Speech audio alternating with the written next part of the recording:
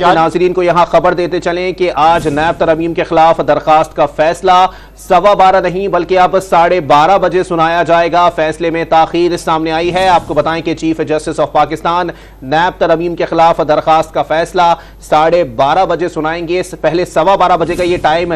دیا گیا تھا اور اب جو ہے یہ فیصلہ جو ہے وہ 12:30 بجے سنایا جائے گا۔ فیصلے میں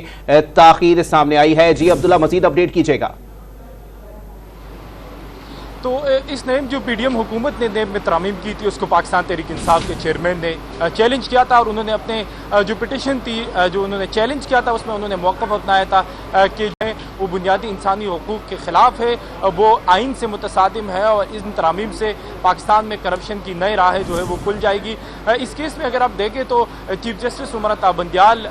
جو آج ہی تقریباً ریٹائر ہو رہے ہیں، انہوں نے اس کیس میں ان ترامیم کے خلاف جو ہے وہ ریمارکس دیے ہیں اور انہوں نے کہا کہ کس طرح جو کرپشن زدہ جو ہمارا نظام ہے اس کو اس نیب ترمیم سے تحفظ دیا گیا، جبکہ اعجاز الاحسن صاحب کے بھی تقریباً یہی ریمارکس تھے، جبکہ منصور علی شاہ صاحب کی ریمارکس جو اس کیس میں سماعت ہے اور اس کے جو ریمارکس ہے وہ چیف جسٹس عمر عطا بندیال صاحب اور اس کے ساتھ ساتھ جسٹس اعجاز الاحسن صاحب سے مختلف نظر آئے اور چیف جسٹس منصور علی شاہ صاحب نے اس کیس میں موقف اپنایا تھا کہ پارلیمان کی جانب سے یہ قانون سازی کی گئی ہے اور جو فریق ہے جو اس کو انہوں نے چیلنج کیا ہے ان کو پارلیمان کے فورم پر جا کر اس کے خلاف جو ہے وہ آواز بلند کرنی چاہیے۔ منصور علی شاہ نے موقف اپنایا تھا کہ سپریم کورٹ نیب کے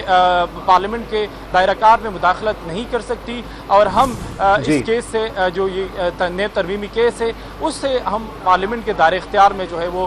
مداخلت کر رہے ہیں۔ تو یہ کیس اب منطقی انجام تک پہنچ چکا ہے اور ایسا لگ رہا ہے جو یہاں پر قانونی ماہرین نے اس سے ہماری بات ہوئی تو انہوں نے کہا کہ 2-1 سے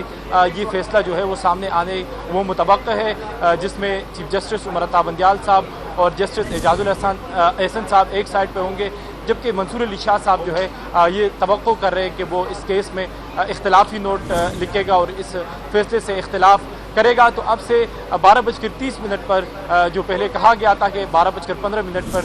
اس کیس کا فیصلہ سنایا